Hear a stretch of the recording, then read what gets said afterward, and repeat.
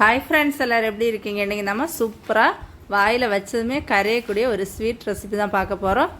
இதுக்கு 3 கேரட்டு போதும். 3 கேரட் எடுத்துகிட்டு அதை நல்லா க்ளீன் பண்ணிடுங்க. க்ளீன் பண்ணிவிட்டு அதனோட தோல் எல்லாத்தையும் சீவிடுங்க. தோல் சீவிட்டு இதை சின்ன சின்ன துண்டுகளாக நம்ம வெட்டிக்கலாம். சின்ன சின்ன துண்டுகளாக வெட்டினதுக்கப்புறமா குக்கரில் சேர்த்துக்கணும். நான் இந்த கேரட்டை வேக வைக்கிறதுக்காக 1 கிளாஸ் அளவுக்கு தண்ணி சேர்த்து குக்கரை நல்லா மூடி போட்டு வேக வச்சு எடுத்துக்கிட்டேன். குக்கரோட கேஸ் எல்லாம் ரிலீஸ் ஆனதுக்கப்புறமா குக்கரை ஓப்பன் பண்ணி பார்த்துட்டேன். பார்த்தீங்களா எந்த அளவுக்கு சூப்பராக வெந்திருக்குன்னு. கேரட் வேக வைக்கிறதுக்கு நம்ம பயன்படுத்தின தண்ணியை வடிகட்டி நீக்கிடுங்க. நீக்கினதுக்கப்புறமா கேரட் அப்படியே மிக்ஸி ஜாருக்கு மாற்றிடுங்க. இது கூட 3 முட்டை சேர்த்துருக்கேன். வாசனைக்காக 3 அல்லது 4 ஏலக்காய் சேர்த்துக்கலாம். 3 ஸ்பூன் அளவுக்கு பால் பவுடர் சேர்த்துக்கலாம். நான் வந்துட்டு 10 ரூபாய்க்குள்ள 1 பேக்கெட் பால் பவுடர் சேர்த்துருக்கேன். இது கூட 3 ஸ்பூன் அளவுக்கு சர்க்கரையும் சேர்த்து நல்லா பேஸ்ட்டாக அரைச்சி எடுத்துருங்க. அடுத்ததாக ஒரு கடாய் அடுப்பில் வச்சுக்கலாம். கடாய் சூடானதுமே கொஞ்சமாக நெய் சேர்த்துக்கலாம். நெய் சூடானதுக்கப்புறமா உங்களுக்கு பிடிச்ச மாதிரி நட்ஸ் என்னெல்லாம் இருக்கோ எல்லாத்தையுமே சேர்த்துடலாம். நான் வந்துட்டு கொஞ்சமாக பாதாமும் முந்திரியும் சேர்த்து நல்லா வதக்கிட்டேன். நல்லா வதங்கினதுக்கப்புறமா இது கூட கொஞ்சமாக கிஸ்மிஸும் சேர்த்துக்கிட்டு எல்லாமே நல்லா வறுபட்டு வரணும்.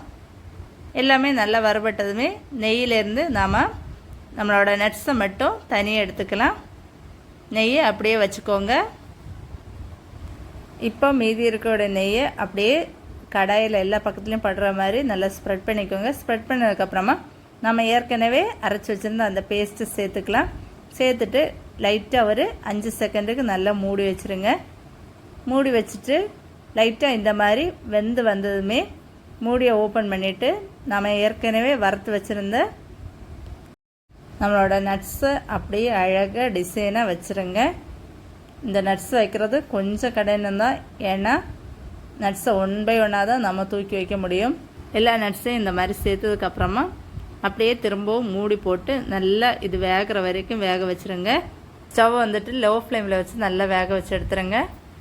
இந்த ஸ்வீட்டு வேக அப்படியே புஷ்ஷன்னு கேக் மாதிரி ரொம்ப நல்ல மேலே எழும்பி வரும். உங்களுக்கு பார்த்தாலே புரியும் எந்த அளவுக்கு அது ரொம்ப புஷ்ஷன்னு ஆயிருக்குன்னு. நல்லா வெந்ததுக்கப்புறமா மூடி ஓப்பன் பண்ணிவிட்டு நல்லா சூடார விட்டுருங்க. சூடாறினதுக்கப்புறமா தட்டுக்கு சேஞ்ச் பண்ணிவிட்டு சின்ன சின்ன துண்டுகளாக வெட்டி நீங்கள் சாப்பிட்றலாம். பார்த்தீங்களா ஃப்ரெண்ட்ஸ், ரொம்ப சாஃப்டாக ரொம்ப ஃப்ளஃபியாக இருக்கும். கத்தியை வச்சதுக்கு முன்னாடி அது கட் ஆயிருச்சு. அந்த அளவுக்கு ரொம்ப சாஃப்டாக இருக்குது. வாயில் நீங்கள் போட்டதுமே அப்படியே கரைஞ்சி உள்ளாடி போயிடும். பார்த்தீங்களா ஃப்ரெண்ட்ஸ் எந்த அளவுக்கு கேக் மாதிரி வந்திருக்குன்னு. முடிஞ்ச வரைக்கும் நான்ஸ்டிக் பேன் இருந்துச்சுன்னா அதில் நீங்கள் இந்த ரெசிபியை கண்டிப்பாக ட்ரை பண்ணிக்கலாம். ஃப்ரெண்ட்ஸ் நீங்களும் இந்த ஸ்வீட் ரெசிபி வீட்டில் கண்டிப்பாக ட்ரை பண்ணி பாருங்கள். ஃப்ரெண்ட்ஸ் இந்த வீடியோ பிடிச்சிருந்தா கண்டிப்பாக லைக் பண்ணுங்கள். மறக்காமல் எங்கள் சேனலை சப்ஸ்கிரைப் பண்ணி சப்போர்ட் பண்ணுங்கள்.